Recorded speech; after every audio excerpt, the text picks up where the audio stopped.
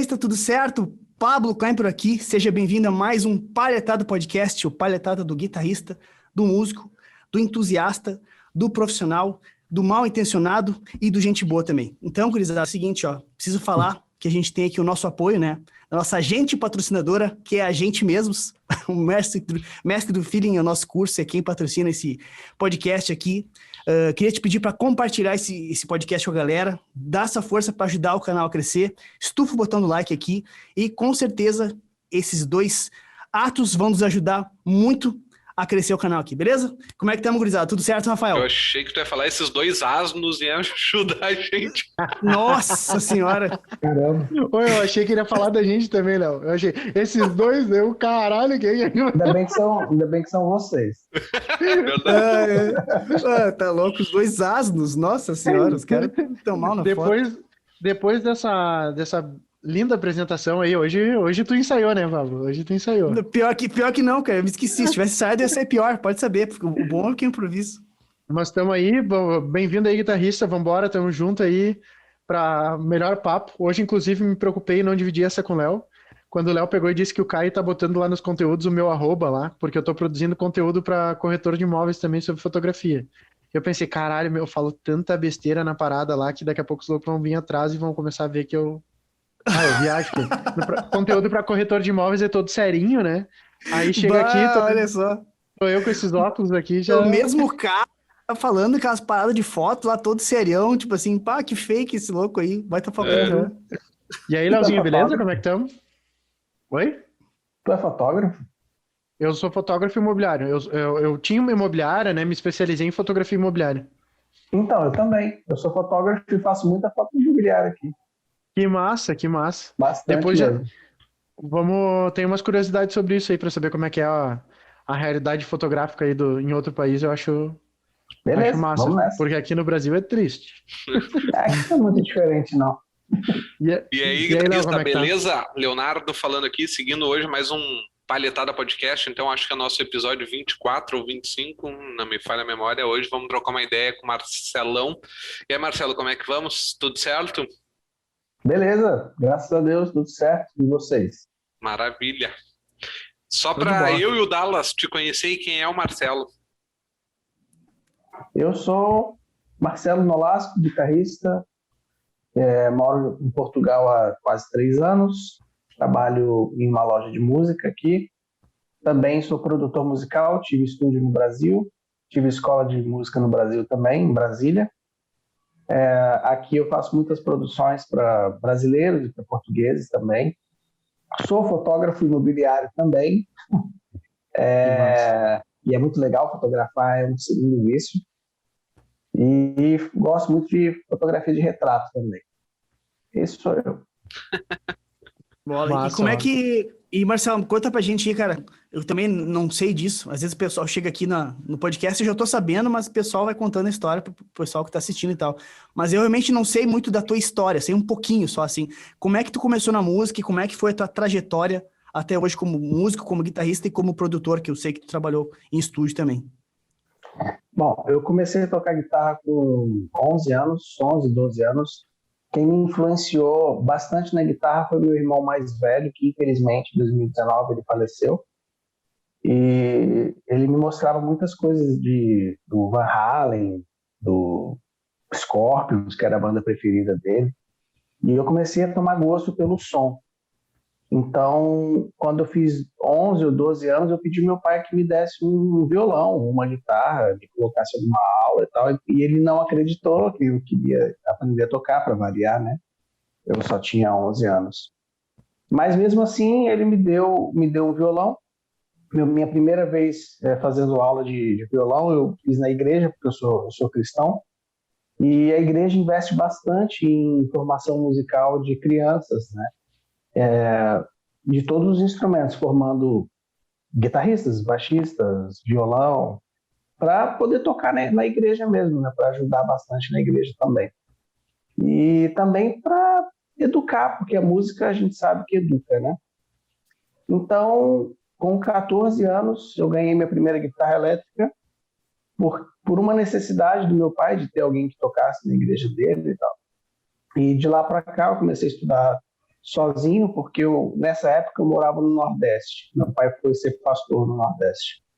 E não tinha muita informação, isso era 1998, isso entrega a idade.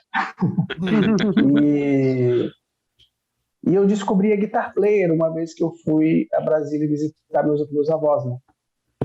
E meu avô começou a mandar para mim as revistas mensais. Então, eu comecei a estudar guitarra, de fato, pelas Guitar Players da época. E você falou que era no episódio 24 ou 25, né? Por ironia do destino, a minha primeira Guitar Player foi a número 24, que era do estilo Ray Vaughan na capa. E eu tive essa revista por muitos e muitos anos, até que, como ela ficou guardada há muito tempo, o papel vai estragando e tal, eu acabei dando no fim uma caixa cheia de revistas de Guitar Player. Então, com mais ou menos 15, 16 anos, eu já tocava profissionalmente, já acompanhava os artistas evangélicos, gospel, né, locais da cidade que eu morava, e por aí foi. Quando eu voltei para Brasília em 2001, e já conheci algumas pessoas que eu sempre tive o gosto por gravação, sempre tive interesse assim, por essa parte. Então, eu conheci um grande amigo até hoje, chama Daniel Moraes, em Brasília, batera, e ele tinha um estúdio, estava começando um estúdio e eu pedi para ficar lá olhando para ver como que era e queria aprender um pouco mais, ele foi me ensinando na época, até que chegou um ponto que eu comecei a fazer um estágio não remunerado com ele, né? Onde eu aprendi muitas coisas sobre microfonação, sobre captação de bateria, que eu acho que para quem trabalha com estúdio, sabe que bateria é um instrumento mais difícil de se gravar, porque tem muitos microfones, né? Assim, uma bateria comum, 2 tons e um surdo, a gente usa mais ou menos uns 12 a 16 microfones, uma bateria simples, comum. Então, eu nunca entendi muito bem esse negócio de cancelamento de fase, né? É uma coisa muito comum de acontecer, né? Quem não sabe captar com muitos microfones. Imagina o seguinte, você tem aqui, digamos que a ponta do meu dedo seja uma cápsula de microfone. E eu tenho 2 cápsulas alinhadas assim, iguais, né? Então, se eu faço isso aqui, eu tenho um microfone na frente do outro, eu estou começando a onda senoidal irregular. Elas têm que começar e terminar juntas. Então, aí já gera um cancelamento de fase. Tá? Uhum. E é muito comum, depois que, assim, se a maioria a grande maioria das músicas que eu mixei, eu trabalho com mixagem até hoje, online, né? Eu recebo os arquivos, mixo e mando a música para o cliente. Então, a grande maioria dos estúdios que microfonam as baterias no olhômetro, vamos dizer assim, tem problemas de fase, então tem que ficar corrigindo, puxando a wave para o cantinho até alinhar todas as fases direitinho. Então, eu sempre explico, quando eu vou explicar alinhamento de fase para algum amigo, algum cliente que precisa, até para me mandar um material com mais qualidade, a fita métrica, cara, isso aqui chama fita métrica, não é trena. Então, você tem aqui a fita métrica, ela tem que ser igual na distância da caixa, por exemplo, dos 2 overheads de bateria, eles têm que ter essa mesma distância aqui, fazendo um triângulo com a mesma distância da caixa da bateria. Então, você já tem um alinhamento de fase perfeito aqui. É ciência o negócio? É uma ciência, é uma física, na real. Uhum. Então, a gente posiciona por múltiplos, né? Então, se eu tenho 1,5 metro para fazer um som de sala, eu posso ter 3 metros, é o dobro da distância. Aí eu consigo ter um alinhamento de fase perfeito, sempre formando um triângulo. Então, se eu tenho 3 metros para cá, eu posso colocar o microfone, aí eu tenho 3 metros para cá, fazendo um triângulo igual, posso posicionar 2 microfones para fazer o som de sala, com uma fase mais bem alinhada possível. E o legal é que isso funciona para nosso instrumento também, né? Por exemplo, eu tenho um falante aqui, eu já tive clientes que colocavam um SM57 quase encostado no cone do falante e colocavam um condensador mais atrás. Então, tem um problema de fase. Lembra que eu estou desalinhando a cápsula do microfone. E milissegundos rouba muito som da guitarra ou de qualquer instrumento. Então, quando você alinha a fase, você percebe que o som fica maior, fica grande. Por exemplo, voltando à bateria, Se você microfona a caixa da bateria, o microfone em cima, o microfone embaixo, automaticamente, por mais perfeito que você posicione o microfone, já rola um cancelamento de fase, porque você bate na caixa, a pele faz isso. Só que a pele de baixo faz isso. Então já rola um cancelamento de fase. Enquanto uma cápsula, um microfone está apontando, a pele está apontando para baixo e a pele está fazendo isso, o microfone de cima, a pele está fazendo isso. Ao contrário. Então eu já tenho que inverter a fase dela para eu não ter um problema de cancelamento de fase nessa caixa de bateria. É mais ou menos isso, a grosso modo. Sim, legal. Mais ou menos, já me deu toda uma análise técnica e é mais ou menos isso. Mas tem muito mais pela frente Não, ainda, acredito. Meu Deus do céu. Tá doido. É uma parada. A parte de bateria ali é bem mais complexa. Tipo assim, cara. É do caralho, mas é muito técnico, né? Total. Assim, é igual microfonar a guitarra, cara, o amplificador de guitarra. Até você descobrir, assim, a gente sabe, né, que tem um falante e tem um cone. Então, quanto mais perto do cone, mais agudo. Então, tem a posição off-axis, tem a posição on-axis, que é o microfone um pouquinho inclinado. A gente vai pegando os macetes. Só que com a bateria é a mesma coisa. Por exemplo, nos tons, a gente está falando o podcast de guitarra, falando de bateria. Não, vamos embora, tá massa. Microfone, nos tons, a gente geralmente microfona assim, né, olhando para baixo. Mas eu já vi estúdios que microfonavam de costas para o outro. Adivinha o que acontecia? Cancelamento de fase. Exatamente. Então tem toda uma ciência por trás aí. Não é à toa que, galera, que é uma nomenclatura que se usa de engenheiro de áudio, né, cara? Porque é uma engenharia, no fim das contas, né? É uma engenharia. E é muito física, cara. É muita lógica. Você faz... se você comete um erro pequeno aqui atrás, lá na frente você vai pagar por ele. Acredito. Foi pra ele, Pablo, que uma vez tu tirou umas dúvidas de um negócio que a gente tá fazendo que eu realmente não me lembro o que é? Eu acho que não, né? Acredito que seja, cara. Não. Não lembro Bom, o que era exatamente, Léo. Realmente eu não me lembro. Eu lembro que tu pediu para um brother teu que morava na Europa, eu só não me lembrava o que era. Talvez não. Eu não lembro, cara. G200? Não era sobre a G200. Você tinha G200, não é? Tinha. Mas isso era antes do podcast. Bom, enfim. Aliás, eu vi uma para vender aqui. Tenho vontade de ter de novo a G200, muito prática, muito compacta. Eu queria voltar a ter ela. Muito mas você acha mais fácil de programar do que a Line 6? Cara, as duas são super intuitivas, na real, sabe? As duas são muito fáceis, assim. A PodGo em específica, né? A Helix, né? Parece ser mais complexa, assim, pelo que eu vi, assim. Principalmente se tu não usa o software, né? Se tu usa direto na pedaleira, assim. Mas a PodGo é tão intuitiva quanto a G200. Eu acho muito legal. Entendi. Eu queria pegar... sempre usei... Pode falar. Fala aí. Eu sempre usei as pedaleiras que eu programava, eu sempre aprendi a programar nela mesmo, né? Porque quando eu comprei minha primeira pedaleira, que foi minha primeira Line 6, né? Que foi a XT Live. Sim. Uma vez eu programei em casa, com monitor e tal, aquele velho som de quarto, e na hora de tocar, não estava bem aquilo que eu queria, então, só que eu não soube mexer nela. Então, depois disso, eu falei, não, a gente tem que aprender a mexer naquilo ali, porque a hora do show é a aquilo urgência, ali que você né? tem.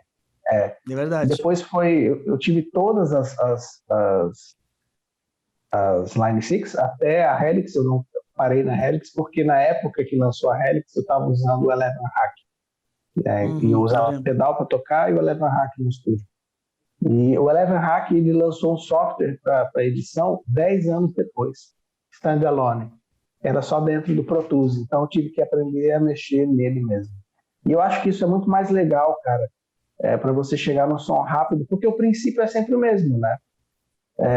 Todas as pessoas que vêm falar comigo sobre a G200 ou sobre qualquer pedaleira e tal, as pessoas precisam entender que o princípio é sempre o mesmo, né? Guitarra, amplificador, falante e microfone. O resto é perfumaria, né? Isso aí. Isso aí. Ô Marcelo, no fim das contas, a gente entrou, eu te interrompi, falei sobre cancelamento de fase. Dá seguimento na tua história ali, a partir de onde tu tava. Ah, sim. Aí, cara, eu comecei a aprender, eu comecei a fazer um estágio no estúdio em 2004 e aprendi a usar o Cubase, né? Na época era o Cubase 2, migrando para o 3. Hoje já está na versão 11 e eu uso a versão 9.5. E eu nunca aprendi outro software porque eu comecei no Cubase, cara, e eu não tive saco para aprender Pro Tools, por exemplo. Aí eu comecei, eu não tenho formação musical, como a grande parte dos guitarristas tem por aí. Minha formação é administração e comércio exterior, mas eu nunca trabalhei com administração e comércio exterior. Eu sempre tive, em 2005, eu comecei a dar aula particular de guitarra e comecei a estudar com vários guitarristas da cidade que eu gostava.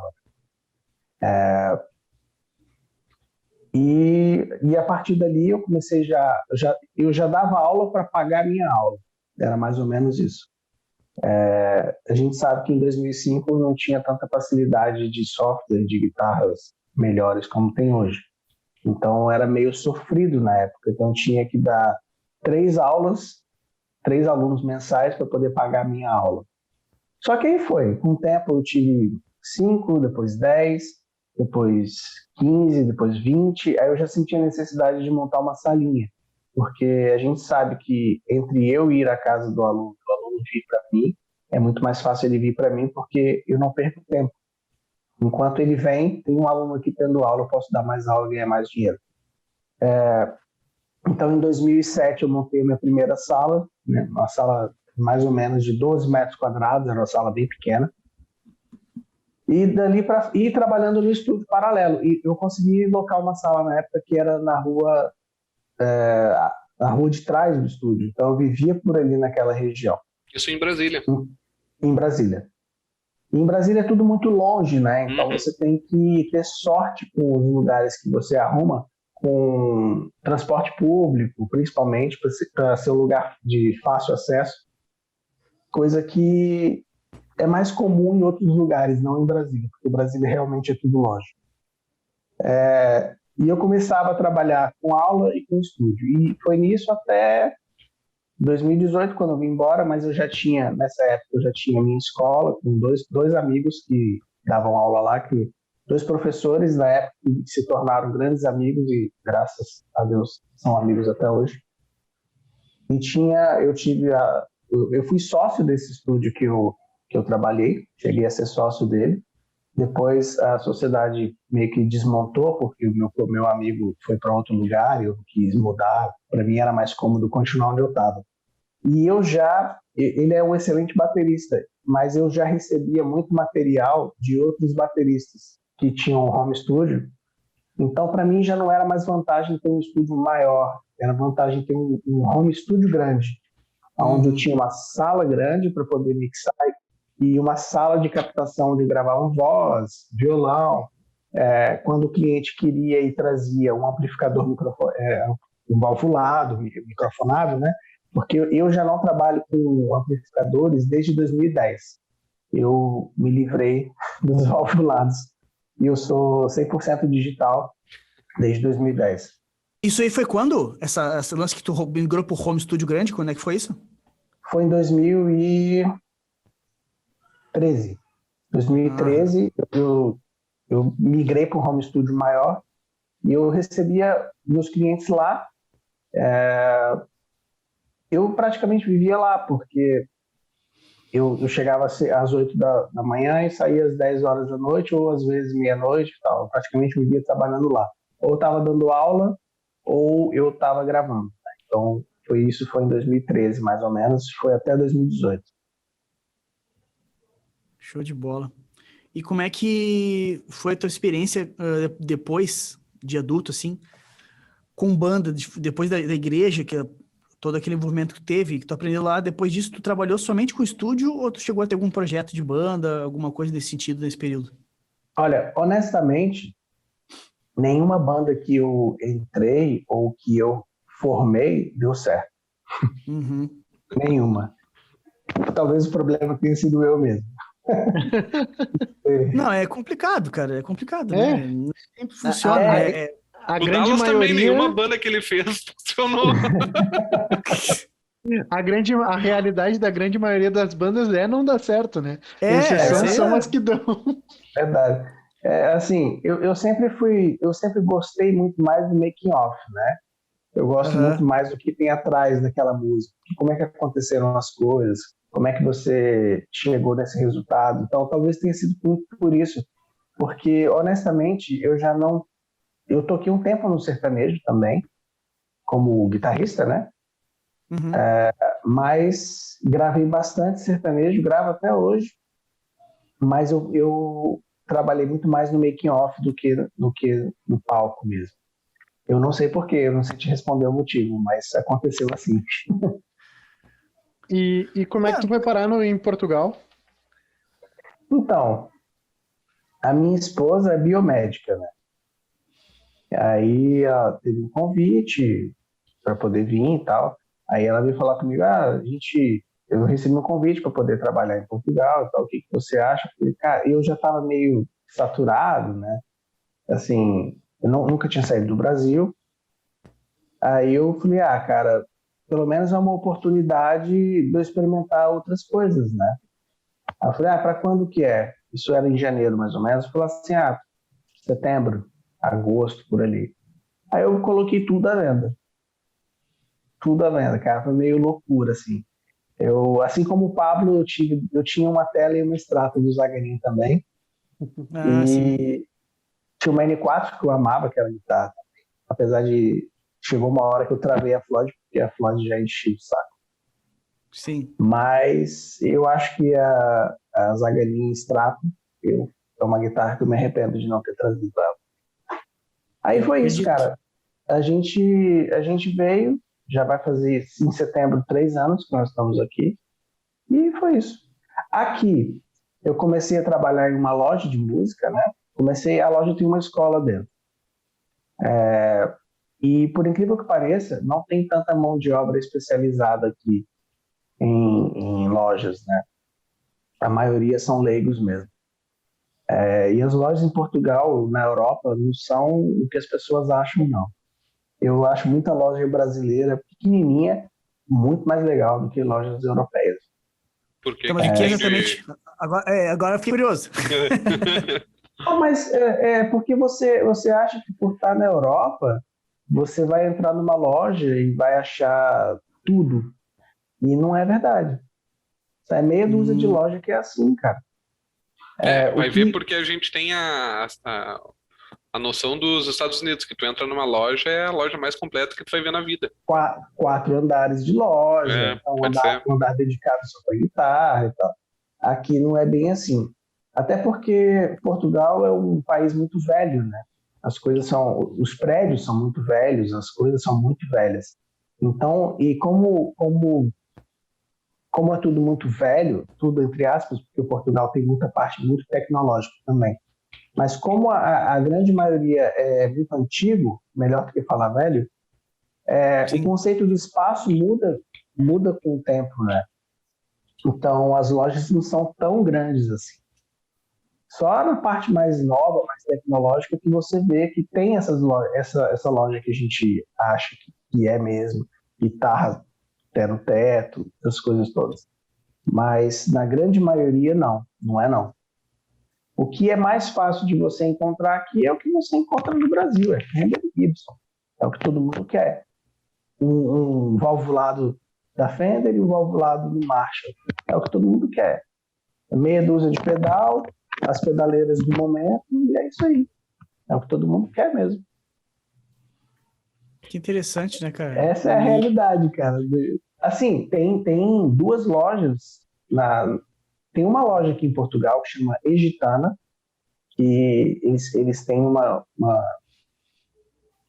conceito muito interessante, porque eles te entregam o seu produto em 24 horas, não interessa onde você mora em Portugal. Em 24 horas eu já fiz o teste, cara. Eu fiz uma compra, assim, na sexta-feira eles contabilizam na terça-feira, né? Então, 24 horas, se você compra na sexta, segunda-feira começa a contar, como se tivesse comprado segunda. E o cara que me atendeu ainda me ligou, falou assim, eu acho que eu tinha deixado alguns dados passando lá. Ele me ligou e eu falei assim, olha, eu preciso que o meu produto chegue na terça-feira, que é o dia que estava dizendo que ia chegar, às 10 horas da manhã, porque às 10h15 eu tenho que sair. Só que eu não acreditei, né? Assim, como tem um correio perto da minha casa, se eu não tivesse aqui, ia só chegar uma cartinha que eu ia lá buscar e tal. 9h45, minha campainha toca, falou assim, seu produto chegou. Eu falei, caramba, é real mesmo esse negócio. Então, eu acho que é um conceito interessante que eles fazem. E tem uma loja na Alemanha. Mas tem a Amazon aqui também. Só que a Amazon não é tão legal quanto no Brasil, por exemplo. Que a Amazon Brasil é uma loja muito boa. Porque demora para entregar, porque tem menos coisas, esse tipo de coisa. Tem uma loja na Alemanha chamada Thomann, que foi onde eu comprei minha GE200 quando eu cheguei aqui, que eles não têm esse conceito. Chegou em uma semana, mas é a maior loja da Europa. Pois é, porque falando nessa questão das lojas aí, cara, verdadeiramente, depois que a gente foi lá em Sampa lá e entrou naquelas lojas lá de instrumento, cara, eu cheguei à conclusão que aqui em Porto, aqui, a gente é bem servido de loja, na real, de instrumento, né? Poxa, a Mil Sons ali, a Mil Sons tem força de instrumento musical ali, tem uma parte exclusiva para cada estilo de instrumento e tudo mais. A Teodoro Sampaio lá em São Paulo, ela é muito clássica, assim, por ser uma avenida que tem bastante lojas, assim. Eu acho que tem mais lojas, tem mais possibilidades mais variedade de lojas na avenida em São Paulo, né? Mas não que eles tenham uma coisa melhor que chega aqui. Basicamente, o que tem aqui em Porto Alegre, nas lojas que tem Mil Sons, Good Music e tudo mais. Multissom também. Multissom, são coisas que chegam, né, meu? No Barra Pouca lá coisa. tem aquela Made in Brasil, no Barra Shopping lá, já foi naquela loja? Também muito boa, também sim. Brasília também tem a Made in Brasil. O que eu acho que é diferente lá em São Paulo, é que tem mais loja de usados, de coisas boas. Sabe, aqui em Porto Alegre as lojas de usados geralmente são umas coisas mais simplesinhas. Não tem uma loja de usado com uma guitarra de 15, 20 mil reais exposta. É difícil. Eu nunca vi, pelo menos em Porto Alegre. Isso lá em São Paulo é bem comum. Tu tem uma seção, eu não lembro qual é a loja agora, é Hendrix que tinha, eu acho que tinha uma loja Hendrix, não tenho certeza se é essa.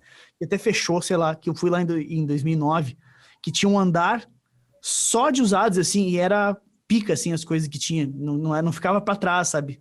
Então é mais essa diferença, mas tipo, as coisas que chegam pra eles novas, assim, hoje em dia já tá bem equiparado em Porto Alegre. E não só em Porto Alegre, na região toda aqui em Caxias também tem lojas muito boas já aqui. Acústica musical, uma loja eu acho o seguinte, Portugal, por exemplo, é uma coisa que eu acho uma deficiência muito grande. Falta um mercado livre, sabe, aqui. Falta um comércio de usados, falta as pessoas quererem negociar. Porque não vale a pena aqui. Porque, assim, como a garantia por lei são 2 anos, e não tem conversa, garantia é garantia. Se você tem o talão da compra, você tem garantia. E as pessoas aqui têm uma cultura de querer vender pelo preço de novo, né? Então, não vale a pena. E eu acho que falta muito aqui essa cultura que a gente tem no Brasil. Eu até comento com umas pessoas aqui, assim, o slogan do Mercado Livre é fantástico. Não sei se vocês sabem qual é, mas é assim, ó, alguém tem o que você quer, alguém quer o que você tem. E isso é fantástico, cara. E aqui falta muito isso. Então, aqui tem uma loja de usados que chama Headstock, né? Que a política do cara é vender instrumentos usados mesmo. Então, porque o português ele tem muito essa política da instituição. Então, mesmo com aulas de guitarra, por exemplo, é muito difícil aula particular aqui, não é igual no Brasil. Porque entre um professor muito bom particular e uma escola razoável, é a escola que ganha. Porque a instituição tem um peso muito forte. Então, o cara começou a loja aqui de instrumento usado, pequenininho, e já está hoje com um tamanho bacana, considerável. E tem uns instrumentos umas marcas que eu não conhecia, né? Que eu acho que é da Europa mesmo. Umas guitarras bem antigas, chama Echo. com K-E-K-O, Eco. Eu não conhecia, mas é uma proposta mais guitarra nos 60, que não é muito a minha praia. Entendi. Eu vi umas matérias esse tempo falando que aí em Portugal o pessoal é meio até atrasado um pouco com tecnologia, não sei se é real. Cara, pior que é. Ó, pra você É, ter ideia, até 3 anos atrás, vou botar um pouco mais, porque quando eu cheguei aqui eles já estavam usando. Uns 4 anos atrás, vai. Eles não usavam o WhatsApp, cara. Puxa! As operadoras de telefone vendem pacote de SMS até hoje. caralho. Caralho, velho. mano. Surreal, meu. Aí É. eu fiquei apavorado. Não, Que e eu viagem. acho engraçado, porque quando eu cheguei aqui, que eu fui comprar um chip pro meu telefone e tal, o cara foi me apresentar a proposta e tal. Quando ele falou assim, você tem 500 SMS, eu olhei pra ele com aquela cara de, por quê? Que porra é essa? Por que eu tenho 500 SMS? Não, para você poder mandar e paga uma taxa só e não sei o que e tal. Falei, não. Você não conhece o WhatsApp? WhatsApp? Usar o WhatsApp. Cara, eu ficava assim, isso não está acontecendo, cara. Porque a internet aqui é muito boa. É tudo fibra ótica. O plano de telefone, a internet do plano de telefone não. O pacote de dados é sempre muito pouco. 2 gigas por mês, uma coisa assim. Porque, ou fica muito caro, porque eles usam o SMS. A gente que usa muito mais a internet. Eu não sei aonde que eu vi isso que eu te falei, que os caras, em vez de fazer marketing pelo Facebook, Google, essas coisas, eles faziam por correspondência. Era bem mais. Correspondência eu nunca vi. Mas, por exemplo, os supermercados têm revista. Mas aqui Toda também. semana tem uma revista nova lá na caixa do correio. Por correio, entendi. Pelo correio. Aqui até tem também, mas agora até o Zafari já tem transmissão de WhatsApp, né? Tipo, eu recebo a revista das ofertas no meu WhatsApp. Zafari certo, cara. Zafari é o maior mercado aqui do sul. Tipo, ele é É. um gigante, é boa. um pão de açúcar assim do sul aqui. Boa. Exatamente. No Sul tem muita coisa diferente, né, cara? Extra Brasil, vamos dizer assim. Tem sim. E as Os últimas bichos aqui são férias que eu bairristas. passei, as últimas férias que eu passei no Brasil foi para Curitiba. E eu não vinha para cá, eu ia para Curitiba morar.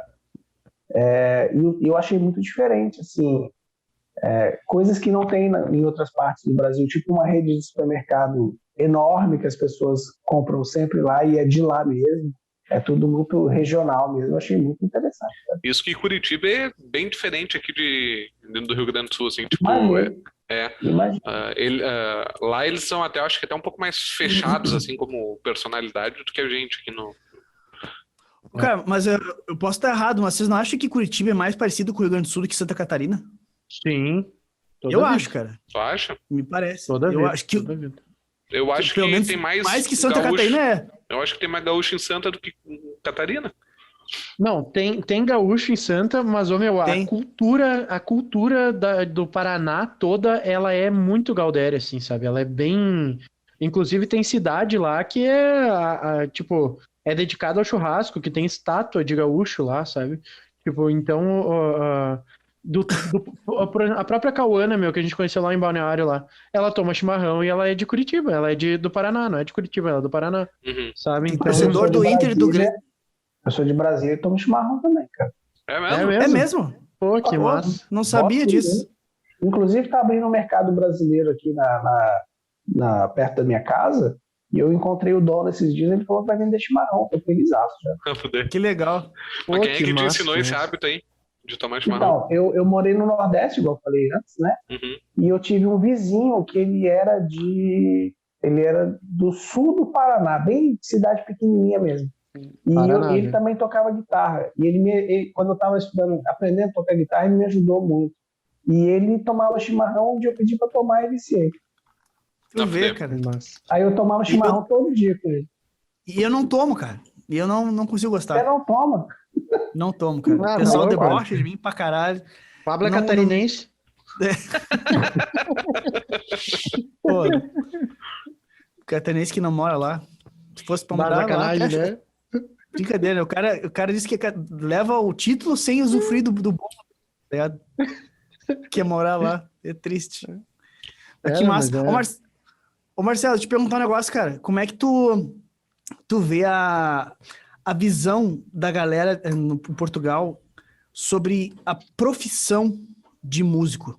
Tipo assim, é muito diferente do Brasil. Existe aquela piada, tipo assim, tu é músico, legal, mas tu trabalha com o quê?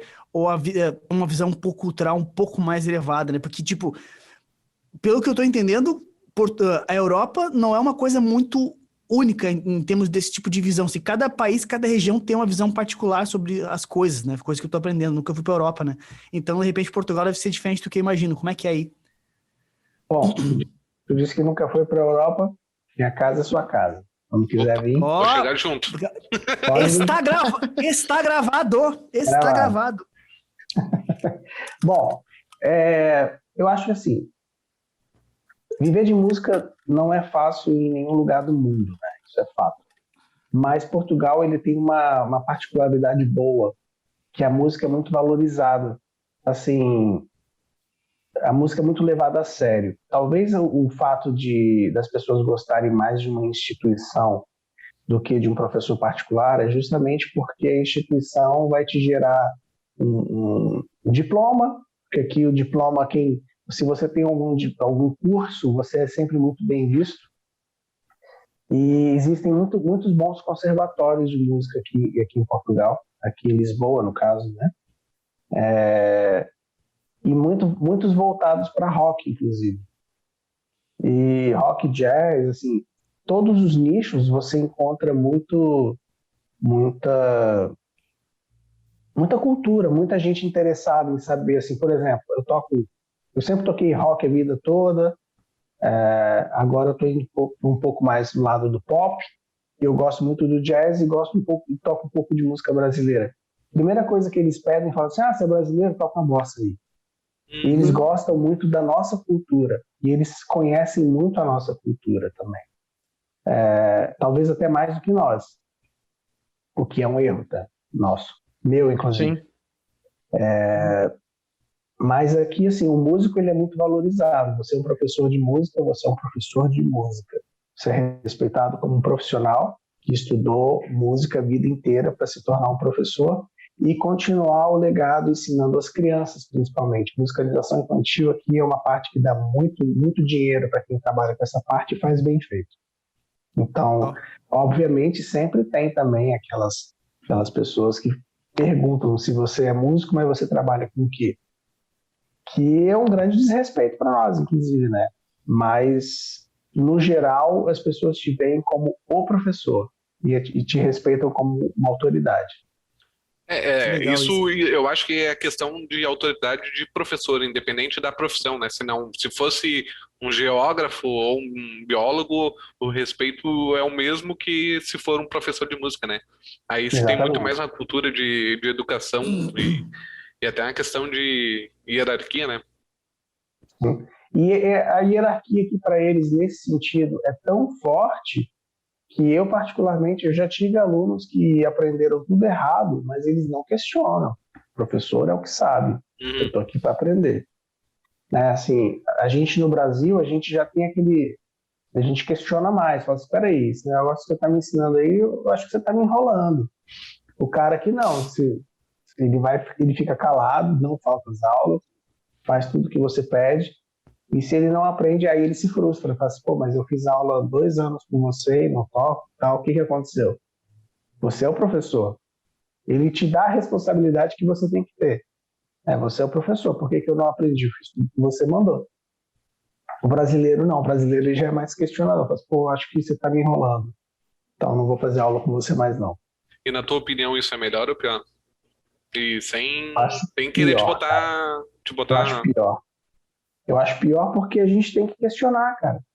Se eu quero tocar, eu não quero mais tocar heavy metal, eu vou estudar com o cara do heavy metal e não estou aprendendo a tocar o que eu quero, alguma coisa está errada. Se eu estou fazendo tudo que meu professor manda e não está acontecendo nada comigo, principalmente no cronograma que ele me deu, eu tenho que questionar, cara, o que está acontecendo? Por que eu não estou tocando? O que eu estou fazendo de errado? Eles não questionam. Interessante, Então, né? Porque acaba sendo dois lados de uma moeda, né? O fato do cara não questionar é justamente por causa que tu é uma autoridade. E aqui, os caras questionam justamente pro cara não achar, mas esse cara não é professor nada, tá me passando a perna, entendeu? Então, tipo, tem dois lados da moeda, sabe? É maluco isso, o cara pensando. Eu aprendi a estudar, porque, tipo, no colégio a gente não aprende a estudar, a gente vai lá e decora, né? Eu aprendi a estudar quando eu entrei na faculdade e comecei a questionar. Foi lá que eu aprendi que, tipo, existe um jeito de se estudar, não é simplesmente decorar. Sim, com certeza. E assim, é uma coisa que eu acho importantíssima, assim, todo mundo aqui fala inglês, né? Porque principalmente aqui, que é uma cidade turística, que tem gente de todo mundo. E uma coisa que a gente não aprende no Brasil é falar inglês, né? Porque a gente não tem a cultura de estudar, igual você falou. A gente tem a cultura da decoreba porque eu preciso passar de ano. Isso aconteceu com todo mundo, cara, inclusive comigo. Eu vim aprender a falar inglês aqui, nesses 3 últimos anos que eu tô aqui, porque eu precisei. Ou eu aprendo a falar inglês ou eu fico sem trabalho. E o interessante é assim, como o professor ele é visto como uma autoridade inquestionável, entre aspas, né? Tudo é questionável. Mas existem muitos bons professores e são muito peneirados. Então, por exemplo, se você faz uma aula de línguas, você aprende a falar, porque o professor também é cobrado. Mas também tem a parte ruim, né? Tem professores que é isso aí, passa reto.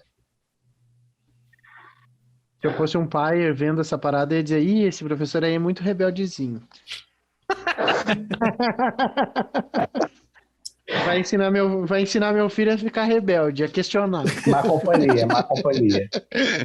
Engraçado, cara. É engraçado porque eu trabalho numa loja, como eu falei, e dentro da loja tem uma escola.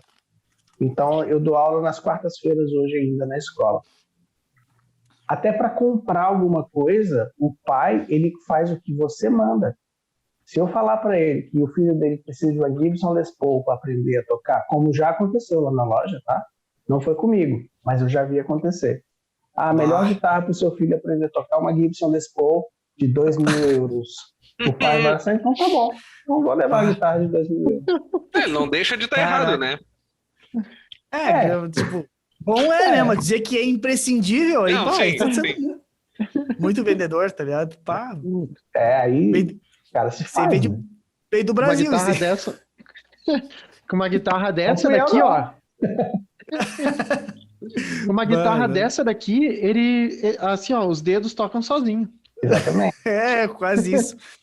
Ô Marcelo, tu faz além de dar as aulas lá, tu faz o que na loja? Além de dar as aulas, tu trabalha com vendas? Cara. Eu vendo, trabalho em vendas.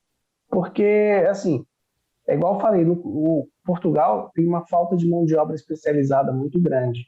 Só que tem muito boas mãos de obras especializadas nessa área, só que são brasileiros. Então, a galera brasileira que vem para cá, que conhece de pedais, conhece de timbragem, se dá bem mesmo. No meu caso, eu sou muito curioso, né? Eu gosto muito de fazer regulagens, essas coisas.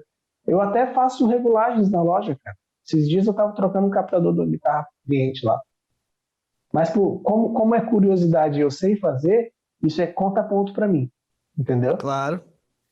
Inclusive, tem um luthier aqui, que mora aqui, que é daí, cara, de Porto Alegre. Chama Marcelo Gatti.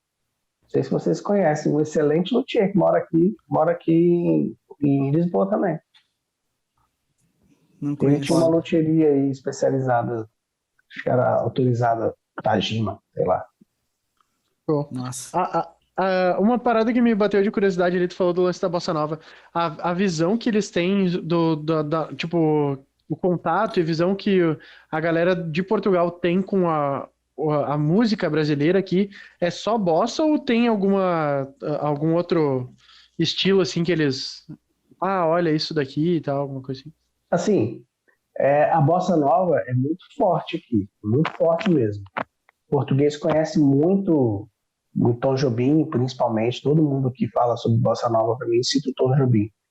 Mas, vocês sabem o que é Vila Mix? Um Sim. evento de música sertaneja. Aqui tem Vila Mix também. E é grande o evento. É um Rock in Rio da música sertaneja, que é grande o Vila Mix. Então eles conhecem muito música sertaneja também e gostam muito daquilo.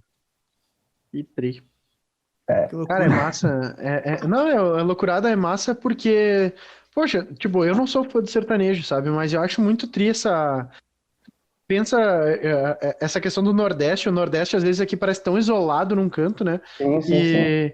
E olha que louco, sabe? Atravessou o oceano e tá lá um Rock in Rio de música sertaneja, sabe? Muito. E é muito forte, cara. E não é só por brasileiros, não. O português mesmo vai muito no Vila Mix, vai nesses eventos de música sertaneja. Inclusive, tem os bares de música sertaneja aqui também.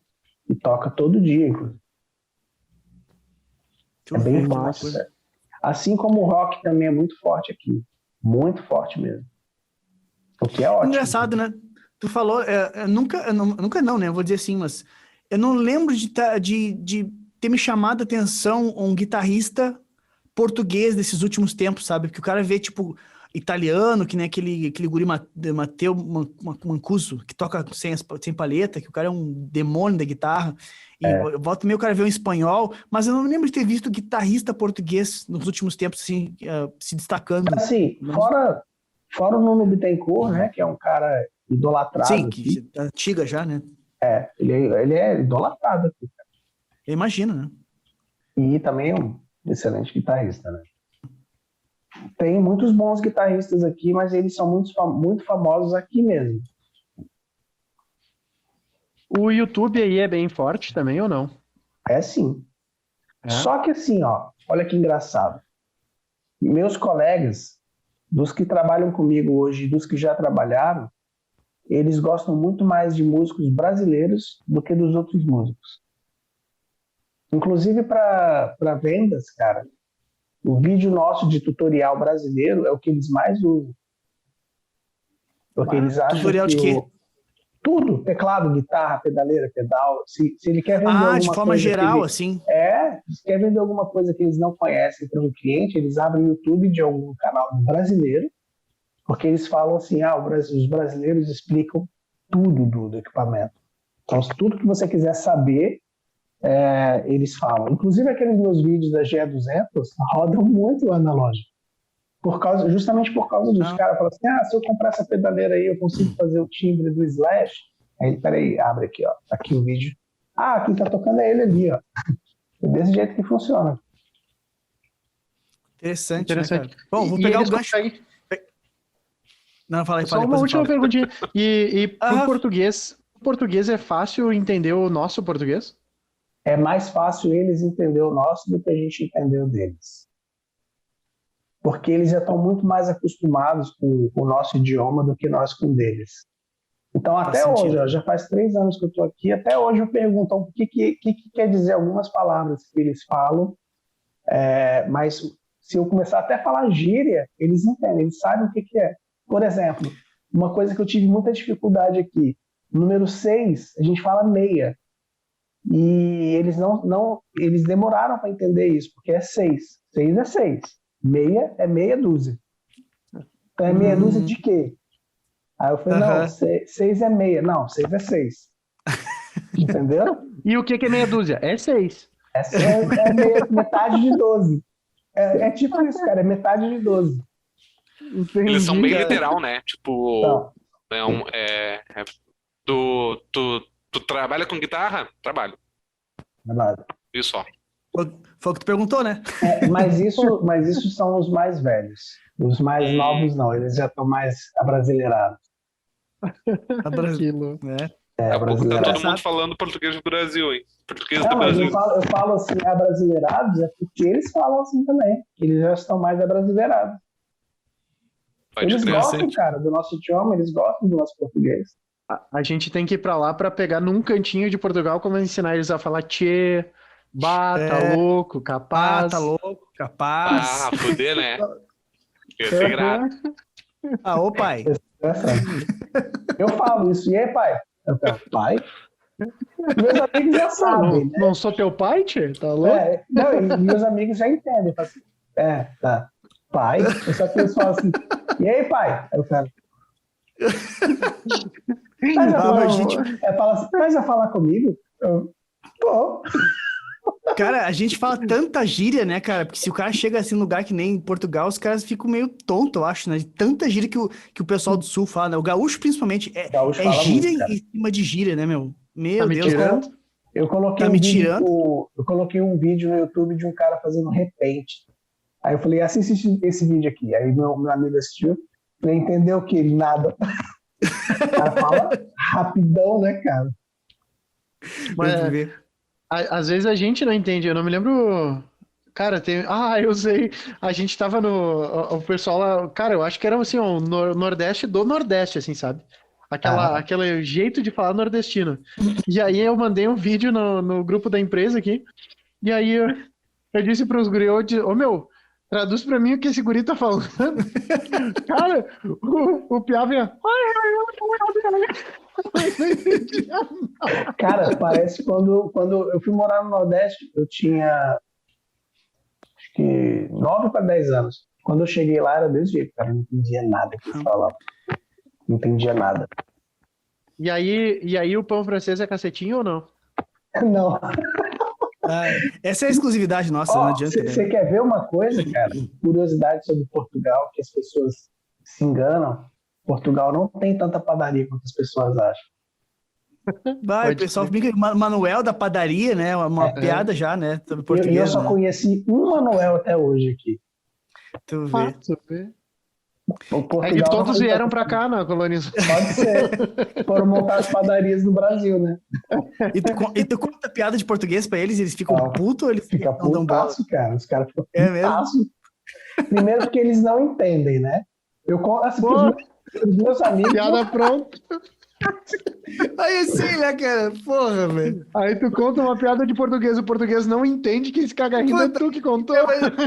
Ó, tem uma piada que meu pai me contava quando eu era criança, cara, que é o cara vai bater uns pregos na casa dele, aí ele pega um saco de prego, aí ele pega o prego, bate, aí pega o prego e joga fora. Aí o cara fala, por que tu joga esse prego fora? Porque ele tá ao contrário. Porque ele pegou... Meu chapéu. Cara, eu contei essa pra um colega meu e ele ficou assim... Então... Mas tava ao contrário mesmo? Não, ele falou assim pra mim. Então, não entendi. E por que ele tava ao contrário? Putz, cara, tem que explicar, não pode. Puta merda, é bravo, né, cara? Eu não posso ir pra Portugal. Não, tá louco? O cara arruma briga, né? Sai de lá, expulso, né? Não dá. Tem altos atores globais, cara, que fizeram piada com eles aqui, que não voltam aqui nunca mais. Eles não convidam, não. Fica putaço mesmo. Que loucura. Vou chegar pra eles assim, ó. Vou chegar pra eles chorando. Assim, é porque tu não sabe o que eles contam de piada de gaúcho. É verdade, é verdade. As piadas de gaúcho, pelo menos, os gaúchos entendem, pelo menos, né? As piadas. Pois é. Tá, então, ó, vou falar uma frase em português de Portugal. Você traduz aqui pra mim. Vamos ver se consigo. Vai lá. Fui à casa de banho, usei a sanita e descarreguei o autoclismo. O auto o quê? Autoclismo. Autoclismo. Nossa. Casa de banho, velho. Banheiro, deve ser. Deve ser o banheiro. Banheiro. Mas fala a frase completa. Tá, eu fui numa casa de banho, fez o que depois? Usei a sanita e descarreguei o autoclismo. Usei a sanita desse o vaso, né? É o vaso, né? E tipo, casa de... Fui no banheiro, usei o vaso e dei a descarga. E deixou a descarga, é isso? Exatamente. Poxa vida. Engraçado, né? Bota esquisito, completamente né? diferente. Autoclismo deve ser uma marca, né? Autoclismo. Parece um carro. Muito louco. Ô, meu, eu vou fazer a pergunta que eu queria fazer antes ali, que é o seguinte, ó. Pra galera que não sabe, o Marcelo é um cara muito envolvido com presets das pedaleiras da marca Mower, modelo G200, uma pedaleira que ele tem. Eu já tive, inclusive. Eu adquiri com ele um curso que ele tem muito legal, ensinando a galera a programar os presets do zero. E, cara, posso dizer que salvou minha vida naquele momento, porque eu sou um cara que eu admito que eu sou preguiçosíssimo para ler manual, odeio ler, eu gosto de ver as coisas através de vídeo, sabe? E o curso do Marcelo é excelente. E eu queria perguntar pro Marcelo, eu nunca tive a oportunidade de perguntar, como é que tu começou com essa parada de fazer os presets e o curso do GE200? Como é que tu começou com esse lance? Tu já fazia presets antes de outras pedaleiras? Ou tu desenvolveu esse negócio até a partir desse modelo da GE200 porque tu curtiu ela e tu sentiu necessidade de fazer isso para ajudar a galera, porque tu viu que ia ser útil? Como é que foi que tu chegou nisso aí? Bom, assim, vou começar do começo, então. Quando eu ganhei minha primeira pedaleira, a Zoom 505, eu estava começando a tocar guitarra, eu tinha uma Epiphone Les Paul Special e ela. Então eu ligava elas numa caixa, sem marca até a caixa, e eu colocava os discos que eu gostava, né? Era basicamente Satriani e Steve Vai, era o que eu conhecia. E eu queria ter aquele som de guitarra ali. E eu pegava a pedaleira, e como era tudo analógico, né? Não tinha computador na época, você tinha que mexer e tal. Então eu fui descobrir qual que era o drive mais parecido, qual que era a equalização mais parecida, o que o grave fazia, o que o médio fazia, o que o agudo fazia, e tentar balancear entre elas. Eu fui descobrir o que era um delay, o que era um reverb. E eu tentava copiar, chegar o mais perto do som que eu podia. Então eu comecei a tomar gosto por mexer nos equipamentos. Da 505 eu fui para 1010, a Zoom 1010. Para você ter ideia, essa Zoom 1010, um amigo meu me ofereceu uma troca pau a pau na 505, desde que eu deixasse os presets que eu fazia lá. Aí eu falei, cara, mas é injusto, ele não interessa. Se você quiser, eu troco. Eu falei, tá. Aí eu troquei. Aí já foi um outro aprendizado, porque a 1010 ela tinha muito mais bancos, mais capacidade de programação. Aí eu fui começar do zero a aprender o que era ali um tipo de compressor, o que eram as coisas da pedaleira. E nessa, eu sempre fui em busca daquelas referências que eu gostava. Foi assim que eu comecei a tomar gosto por programação de pedaleira. Aí da 1010 foi para uma Line 6, depois foi uma pedaleira da Bose. Todas as pedaleiras que eu fazia, que eu tinha, eu queria chegar naquele resultado sonoro que eu tinha. Só que cada vez as evoluções estavam maiores, né? De efeitos e de simulações e tal. E eu comecei a tomar o hábito de ler o manual, com o dicionário do lado, né? Porque eu não sabia inglês na época, não que meu inglês seja lá essas coisas também, mas eu comecei a ler o manual com o dicionário do lado e fuçando, chegando e falei assim, legal. Então, como é que chama? O noise gate funciona desse jeito aqui. Legal, então se eu pegar um soldano e empurrar com um hatch, o som é esse. Se eu empurrar com o tube screamer, o som é esse. E fui começando a fazer comparações e sempre com o mesmo pensamento. Eu tinha minha referência de som, eu tentava chegar o mais perto que eu podia daquilo que eu tinha como referência de som. Só que quando a gente teve acesso mais à internet, eu comecei a ver que as pessoas que eu gostava de ouvir tinham no site delas todo o equipamento que eles usavam. Então eu comecei a fazer uma pesquisa. Por exemplo, o Slash usou Marshall JCM 800, assim assado e tal. Eu ia na pedaleira, JCM 800, assim assado. E começava a tentar tirar o som do Slash ali. E comecei a fazer pesquisa de o que os guitarristas que eu gostava usavam para eu poder ver o que eu tinha de mais parecido ali. Então eu sempre consegui ter muitos bons sons de guitarra dessa forma. Quando eu peguei a GE200 e eu fiz um vídeo despretensioso, porque um amigo pediu, ele falou assim, você pegou uma GE200, faz aí um tutorialzinho, só para eu saber como é que programa. E era para ele. Aí eu falei, não, então vou fazer um vídeo do YouTube e você assiste lá. E eu fiz um vídeo no começo de 2019, em janeiro de 2019, expliquei como é que se fazia um JCM 800 só com recursos da pedaleira, sem impulso response. Coloquei o vídeo e esqueci do vídeo, cara. E mais ou menos em julho, eu falei assim, deixa eu ver se aquele vídeo ele deu pelo menos umas 300 visualizações. E na época estava com 9.000 visualizações. Aí eu falei, olha, que legal, cara. Eu acho que eu vou fazer uns vídeos dessa pedaleira aqui. Aí eu falei assim, deixa eu ver o que tem aí. Só que os vídeos que tinha das pedaleiras era sempre um vídeo, ou era filmado com áudio de celular, não eram vídeos bons, né? Assim, que eu julgava bom na época. Aí eu falei assim, cara, mas espera aí, para eu fazer mais vídeo dessa pedaleira, mais do mesmo, é melhor eu pensar em uma coisa mais interessante. Qual que é a dificuldade das pessoas? É chegar no som ideal. Então, eu lancei o primeiro vídeo assim. Eu tinha muita pergunta em box, que eu não tinha respondido porque eu nem tinha olhado lá. Como é que faz para eu fazer um wah-wah funcionar? Como é que faz para eu colocar o volume para funcionar? Como é que faz para eu ligar e desligar o efeito? Assim, tal? Aí eu falei, cara, peraí. Cada resposta pode ser um vídeo. Aí eu fiz um vídeo chamado... Como é que chamava o vídeo? GE200. Algo relacionado a segredos, né? Segredos dessa pedaleira, assim, tal. E esse vídeo bombou. Assim, na época, o meu canal do YouTube tinha 500 inscritos. E já estava nessa daí há quase 10 anos, né? Eu colocava, qualquer vídeo que eu colocava dava 100 views no máximo. Aí eu vi que as pessoas começaram a se inscrever, e em uma semana eu tinha 1.000 inscritos. Aí eu falei, cara, pera, o negócio está funcionando aqui. Então,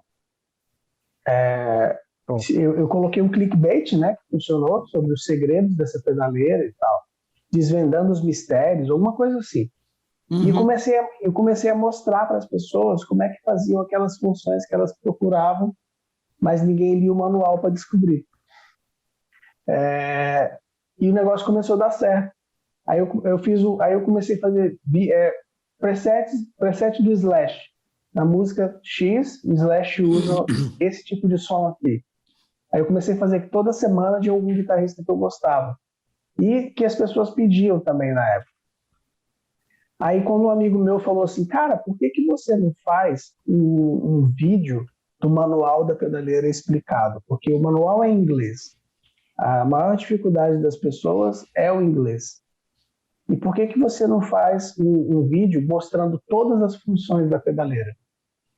Na época eu tinha montado um grupo de WhatsApp da GE200, e eu falei assim, eu pensei assim, cara, eu vou fazer uma enquete no grupo, se isso virar eu faço. Aí eu falei assim, olha, se tiverem 20 pessoas que se interessarem em me pagar um valor X antecipado, essas 20 pessoas vão receber de primeira mão um curso que eu vou montando ao longo da semana. Deu 35 pessoas interessadas, pagaram, né? Eu vendi um material sem ter o material. Aí toda semana eu lançava 5 vídeos da pedaleira. Então em 2 meses eu fiz um vídeo, uma videoaula inteira da pedaleira da GE200. E de lá para cá eu já vendi mais de 200 videoaulas, cara. Toda semana as pessoas vêm atrás de mim perguntando como é que faz para adquirir. Assim, obviamente, muitas pessoas acham que é um curso de timbragem, e não é um curso de timbragem. É um curso é um curso operacional. Eu te ensino a fazer todas as funções da pedaleira. Então, isso tem ajudado muita gente, porque tá tudo mastigado ali. Aí eu fiz 2 aulas bônus, que foi uma aula de como presetar um wah-wah e uma aula sobre frequências. Quais são as melhores frequências que você usa na guitarra, o que você tem que cortar, o porquê que você tem que cortar. Eu fiz uma tabela de frequências, ficaram muito legais. Então eu acho que agora o curso está com 23 vídeos. E outra coisa que eu fiz, eu parei de disponibilizar os presets, porque eu tinha percebido que Eu parei de fazer os vídeos da GE200 porque as pessoas estavam mais interessadas nos presets do que em como eu cheguei naquele preset, né? Então, o que eu fiz, cara? Normal. Eu parei, eu tirei todos os presets não disponibilizei mais, tirei do ar, e só quem compra o meu curso tem agora todos os Impulse Response e todos os presets de todos os vídeos do YouTube que eu fiz sobre a GE200. Então, eu aliei tudo aquilo que eu estava dando de graça nesse material pago, porque, convenhamos, né? Se você não aprender a como chegar a trilhar o caminho, você nunca vai fazer nada. O preset é o caminho mais fácil? Até que ponto, né? Então, no curso, eu comecei a disponibilizar todos os presets e um mês de consultoria para você tirar todas as suas dúvidas em relação ao curso. Massa demais. Nossa, eu lembro que eu fiz uns presets baseados no que tu ensinou ali, muito legais, meu, do Bogner, principalmente. Que som legal que ficava. E, poxa, eu falei, eu tô louco pra ter uma de novo, tá ligado? Porque é muito, muito prática, assim, como às vezes eu vou pra praia e fico uns dias lá e tem que fazer a live de lá, né? É mais prática de levar ela do que a PodGo, sabe? Então, nossa, eu vi uma pra vender ontem aqui na loja aqui perto de casa, nos stories ali, por R$1.700, estado usada, mas estado de zero. Eu fiquei assim, que vontade de ter de novo essa pedaleira. Você pode comprar a 150 também, cara, que é menor ainda. Pois é, mas a 150, ela é quase tão, o preço é bem parecido, e eu vou te dizer que eu vi os comparativos de som e não é igual, sabe? Não é igual, eu nunca toquei. Nos vídeos que eu vi, assim, eles compararam os mesmos amplificadores, com os mesmos IRs, e sai diferente. O processamento não é o mesmo. Então, já me desmotivou, sabe? Assim, não. Eu curti tanto a GE200, sabe? Tipo, se eu fosse investir, eu pegaria uma de novo, porque... Poxa, é muito legal. E eu queria ter ela com pedal de expressão externo, que nem tu indica no curso, né? Tipo, para tu poder ter mais opções de timbres ali só com ela, né? Que muita gente usa ela com pedais externos, né? Porque às vezes acha que assim, mais timbres e tal. O lance do pedal externo é legal porque você pode fazer a função merge, né? Que você abaixa o pedal e ele movimenta os presets. Só que eu descobri, cara, que se você tiver um pedal daquele um pedal de switch, foot switch, você ativa a função merge, cara. Você clica, ele já leva os novos todos para onde você queria. Então acaba que dá no mesmo. É interessante. Bem mais barato, também, né? Um foot switch, cara, qualquer um que entende um pouquinho de eletrônica você faz, monta, né? Um troço exatamente. super simples. R$30 tu monta um pedalzinho desse, cara. Bem legal então, isso. Liga com cabo estéreo, você consegue ligar e desligar a função merge por ele, sabe? Muito massa. Pô, show de bola. Cara, parabéns pelo teu curso aí. E com certeza a galera que compra fica muito satisfeita, porque eu adquiri e achei, nossa, sensacional.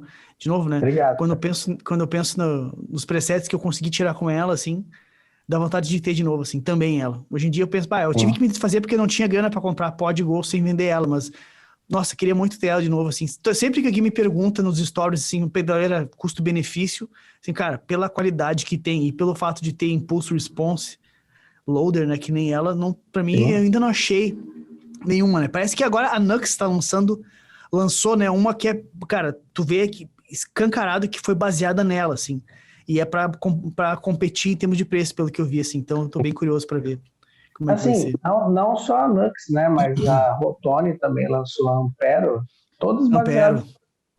Eu acho, assim, que depois da GE200, que foi a primeira a lançar, assim, uma pedaleira custo-benefício com Impulse Response, depois dela agora, cara, ninguém vai lançar mais sem Impulse Response. Eu acho que isso vai virar um padrão de mercado, sabe? Esse tipo de pedaleira compacta, com bastante funções e com Impulse Response. Eu acredito também. Tipo, a Boss GT1, por exemplo, é uma pedaleira que eu acho que a próxima versão vai vir com Impulse Response Loader, né? Porque... Podia vir com algum update, né? De firmware, já pra... Também, né? Poxa, aí eles não vendem, né? Pois é. Isso, é uma loucura isso. É uma loucura. Cara, muito massa isso. Ô Marcelo, eu queria te perguntar uma parada aí, cara, dentro do que tu vivencia aí na loja, assim. Como é que é o interesse pela guitarra dentro da gurizada? Assim, o pessoal mais novo, né, de 20 anos para baixo, em Portugal, assim, e é uma coisa que, tipo, é diferente do Brasil, assim, tá meio em baixa, porque a guitarra meio que saiu do mainstream, ou não, a gurizada aí é diferente do Brasil, a gurizada, assim, sei lá, se motiva mais por algum motivo, algum artista local que coloca essa pilha, que desperta essa vontade. Como é que funciona aí? Olha, é diferente. Assim, eu vou dividir essa pergunta em duas partes. É diferente, sim. As pessoas têm um interesse, sim, mas não nem tanto por artistas locais, né? Mas mais por o que eu vejo aqui, que a galera gosta muito de classic rocks. Né? Assim, a molecada gosta mais dos classic rocks e conhece bastante. Isso é muito legal. Mas o que me deixa mais intrigado, assim, como a guitarra já não é mais do mainstream, quem se interessa muito também por guitarra são as mulheres, cara. E tem muita mulher tocando pra caramba aqui, viu? Pega a guitarra e toca pra caramba mesmo. No meio da gurizada, eu acho que é mais dessa forma. No meio dos adultos, a guitarra é muito forte, cara. É muito, muito forte. Assim, eu acho que como é mais fácil o acesso, mais fácil grana mesmo, é o acesso, eles investem mais. Agora, não que no Brasil não tenha, no Brasil tem gente que compra guitarra torta direito. Mas, se você for fazer uma comparação de público, para mim o público brasileiro é mais visceral, assim. A galera toca mais, saca? Tem mais interesse, tem mais... Sei lá, cara, tem mais uma vibe de... Já vai focado naquilo, é isso que eu quero tocar e eu vou fazer de tudo para alcançar isso. Enquanto o cara aqui ele fica mais rodeando, assim, para descobrir o que ele vai tocar ainda. Eu acho que o brasileiro ele é mais sangue nos olhos, vamos dizer assim. Acho que é o segundo que fala cara. isso, né? Pois é, quem que foi que falou isso aí, cara? Foi o Rod, não foi? Foi o Rod que falou isso aí lá do Canadá, lá, que ele falou que os brasileiros são mais focados. Foi isso mesmo. Eu acho que foi isso aí. Isso aí. É bem isso aí mesmo. Interessante, né? Ver como as coisas meio que começam a coincidir assim, né? Isso é verdade, cara. Assim, o brasileiro, na minha opinião, é o povo mais inteligente do mundo, cara, porque o brasileiro tem solução para tudo, né? Criativo, né? Um povo muito criativo. Tu vê criativo. E sabe fazer tudo, cara. E sabe fazer tudo. Imagina que lá na loja, a loja cobra um serviço de 15 euros para trocar corda de violão e de guitarra. Tu não vê brasileiro levando lá, sabe? 15 euros é um... pois é, tu falou que... No jogo de Elixir, cara. De violão. Sim, imagina só. Não, de violão. O preço não se alta. O Celta. É um carocha. Carocha que é o Fusca. Eu aprendi a trocar a corda do violão com meu tio. E o meu tio acho que aprendeu na solita, né? Tipo, tira aqui. Vai os Giannini das antigas, cordinha canário e já era. Uma curiosidade aqui, cara. Lá na loja a gente vende corda Nig. Imagina. Nig expandiu bastante nos últimos anos aí. Os pedais da Nig também, não sei se deve ter pedal aí também, se tem corda, não sei se... Nunca vi. Não? Porque eu já vi reviews de canais gringos, que nem aquele Pro Guitar Shop, eu acho que é um canal grande. Mas o Pro Guitar Shop é um canal americano, né? Pois é, eu já vi pedais da Nig lá, né? Lá é GNI, né? É invertida. Porque assim, Nig remete a racismo, né? De nigger. Isso aí. Eu não tinha pensado nisso. É por isso que eles inverteram. Tu vê que inocência da minha parte, eu achando que era alguma coisa a ver com a sigla. Por isso. Não, remete a racismo, aí eles tiveram que inverter. Que loucura, né, meu? Pode crer. Eu também jamais ia pensar nisso aí. Mas agora falou, fez todo sentido. Faz todo sentido, né? Quando falou, botou a palavra, não tem como desassociar mais. Exatamente. Que loucura, cara. Mas é bem conceituado, cara. O pessoal lá fora gosta bastante. Eu tive alguns pedais da Nig e gostava bastante, cara. A galera aqui às vezes meio que tira onda, sabe? Porque é feito aqui, sabe como é que é brasileiro, né? Pra essas coisas. Faz. E, pô, o Andy Timmons é um cara que usa e curte pra caramba o pedal o que simula o Octavia lá, o próprio Chorus, aquele que tem 2 switches, que tem dois presets, vamos dizer assim. É legal, cara, muito legais mesmo. Muito legal. Olha, você falou assim, o pessoal usou porque é brasileiro e tal. Cara, o que tem de músico português aqui, principalmente baixista, que encomenda baixo de luthier brasileiro e paga tipo 2.000 euros no instrumento de luthier brasileiro, você não tem noção, cara. Aqui, assim, se fala em luthieria, todo mundo já associa ao Brasil. Que massa. É só Cara, e que loucura, loucura isso, velho. Isso que eu ia dizer agora. E aqui, meu, os caras torcem o nariz assim, direto. Melhorou já bastante, mas, meu, ainda existe um preconceito muito forte, assim. Tu vê que volta e meia os caras, mas eu prefiro as marcas clássicas. Mas, tipo assim, o pessoal ainda tem aquela visão, tipo, que a marca é tudo, sabe? Enquanto, meu, te apega ao processo de produção, ao material que é feito, sabe? Se o cara faz um negócio que é feito de forma artesanal... Meu, os gringos têm a marca, mas é feito em série, né, cara? Tipo, o processo não é igual. Então, pô, racional, né? Menos emocional. Será que tem a ver? Eu não sei, assim, pelo menos pra nós aqui, a gente não tem uma cultura do violão, né? Da parada, tipo, o violão trouxeram pra nós, né? A gente não tinha aquela coisa de fabricar o violão e tudo mais. E eu acho que o violão veio da Europa, né? Veio dessa parte... tem uma fabricação de violão russa, tem um monte de... A Espanha também. Isso, exatamente. E daí, eu sou fãzaço do Yamandu Costa, assim, sabe? Então, tipo, eu acompanho muito, aqui, acho muito... Viu? É Ele mesmo? tava lá na loja esses dias. Pô, que massa. Eu acompanho ali os vídeos que ele faz da história do violão e do que eu vejo, o violão, para quem toca mesmo o violão e tudo mais... O violão, ele é voltado para luthieria, né? Tipo, eles não existe uma marca de violão para quem toca mesmo um violão clássico, essas coisas. O violão é luthier, não tem... Sim, inclusive o próprio Yamandu usa um violão canadense, né? De luthier canadense. Pois é, e daí, tipo, será que vem dessa cultura? Porque em Portugal, acho que tem um pouco mais com esse contato da fabricação, da origem do instrumento, né? Do violão, que aí é guitarra, só que é guitarra acústica, né? É a guitarra, né? Que é só pra nós aqui que é violão. É clássica, tem a acústica.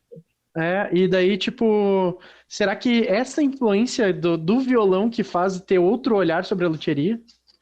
Talvez, porque aqui...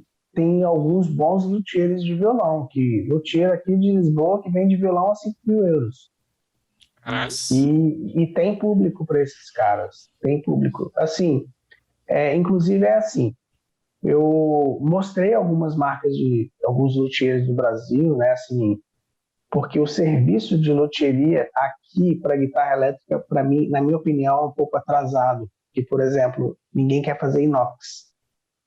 E não é porque o inox gasta mais ferramenta, é porque o som fica mais agudo. E, pô, cara, não vai falar para mim que você tem um equalizador no teu amplificador e se tiver agudo você não tira um pouquinho e tal, não faz sentido. Essas coisas é muito louco. Né? Tipo, o pessoal esquece que é só compensa com uma giradinha assim e deu, tá ligado? Exatamente. Acabou o problema. Papo pra boi dormir. E assim, você fala que o violão associado com luthier e tal, quem tem, assim, na visão do português, né, na visão do europeu, quem tem um instrumento de luthier feito para mim é rico, cara. Porque imagina, eu compro as Fender Player, as novas mexicanas, você compra a 600 euros nova na loja. Uma Zagani, uma Strato igual a que eu tinha, 2.000 euros.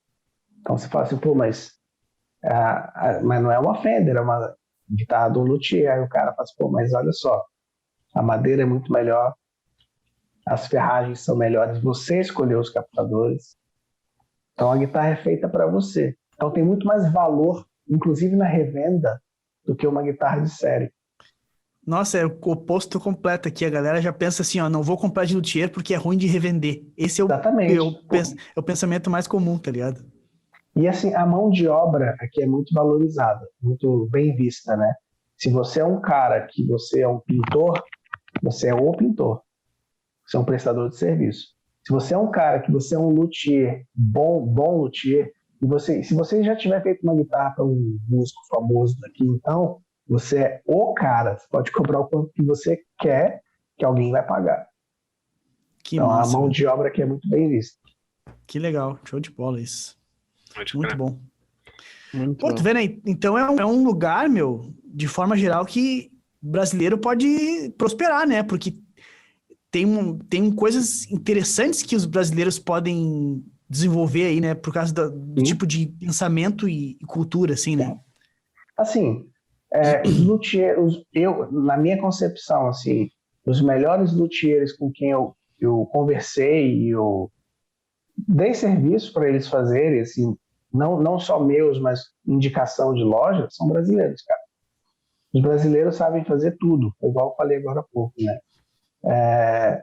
Como aqui a gente tem acesso a mais ferramentas de luthieria, mais fácil, né? Não que tenha mais, mas é mais fácil achar algumas ferramentas na Stuart McDonald e tal, porque tem representação na Espanha.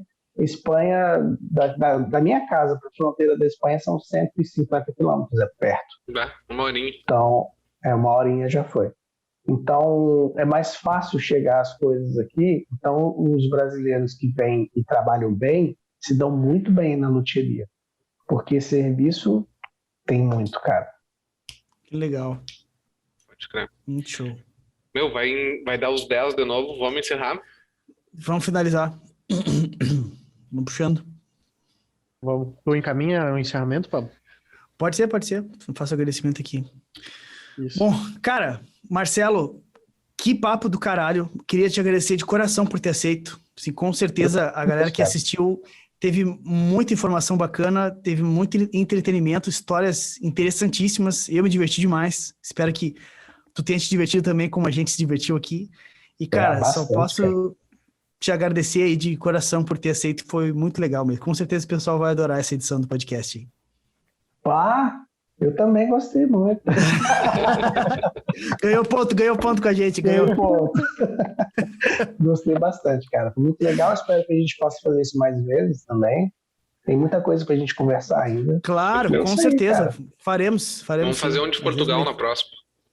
Bora fazer. Olha, hein? Pilho demais. Eu já falei, cara. Minha casa é sua casa. Pra vocês também. Vai poder. Valeu pela participação, Marcelão. Obrigadão. Show de bola. Obrigado, é sempre bom trocar uma ideia com pessoas, mesmo do nicho da guitarra, mas com uma visão totalmente diferente, vamos dizer assim, mas do lado do bom, né? Tipo, sim. Um ponto de vista diferente. Isso, né? Exatamente. Se tu, guitarrista que nos escuta, tá até agora, obrigado pela tua participação. Não deixa de se inscrever aqui no nosso canal do YouTube. Lembrando que o Pablo teve um filho agora, então ele precisa pagar as fraldas ainda. Então, a tua inscrição, teu like faz com que o Pablo compre fraldas e lenços umedecidos ilimitados. Deixa o teu favorito, se tu tá ouvindo no Spotify, no Deezer, na Apple Music ou no Google Music, já deixa favoritado aí pra te ser avisado assim que for liberado o próximo episódio, beleza? Marcelo, coloca aí pra nós qual é o teu @, as tuas redes sociais pra galera começar a te seguir e acompanhar teu trabalho também.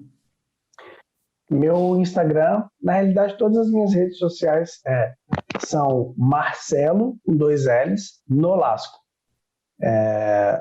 Marcelo, com 2 L's, Nolasco. A gente vai botar aqui na edição pro pessoal Beleza. não ter erro. Isso. Então, para mim é fácil porque todas as minhas redes sociais é assim. Então é mesmo.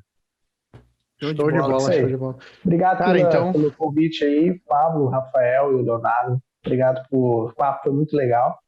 E é isso aí. Show. Valeu. A gente que agradece aí, brigadão pelo teu tempo mesmo. Vamos embora.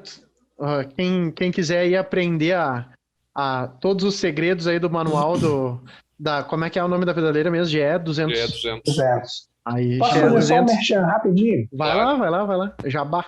Eu tenho também mais dois cursos, que é o Pentatônica Rock Blues, onde eu falo mais sobre escalas pentatônicas voltadas para rock blues, não só a menor 7, mas como outras também, como você pode utilizar ela de forma diferente. E tem também um recém-lançado agora, que são 10 Dórico Licks, onde eu faço 10 frases para o modo dórico, para você incrementar no seu fraseado e tocar pra caramba. Tô louco pra assistir isso aí, hein? Já recebi o link mandei. aqui. Manda ver aí. Depois vou... O Dallas também, o Dallas falou que vai fazer. Eu quero ver. Vou ter que fazer. Se eu não fizer, eu vou tomar ele laço. Vou ter que ir aí, cara. Vou tomar no lasco. Ah, entendeu? No lasco. Cara, eu já ouvi todas possíveis, mas essa daí eu não tinha ouvido. Eu já ouvi até sendo golaço. Barbaridade. Golaço. Cara, mas show de bola, meu. Muito obrigado pelo teu tempo aí. Foi muito massa mesmo. Legal, obrigado aí por todos os conhecimentos que compartilhou aí com quem tá ouvindo. É muito tri poder ter acesso a informação assim de um outro país, de como é que a galera nos vê, sabe? Isso foi sensacional mesmo. E queria agradecer também ao guitarrista que tá aqui com a gente até agora. Bora agora pegar a guitarra, praticar, ligar na pedaleira e bora emocionar, vambora!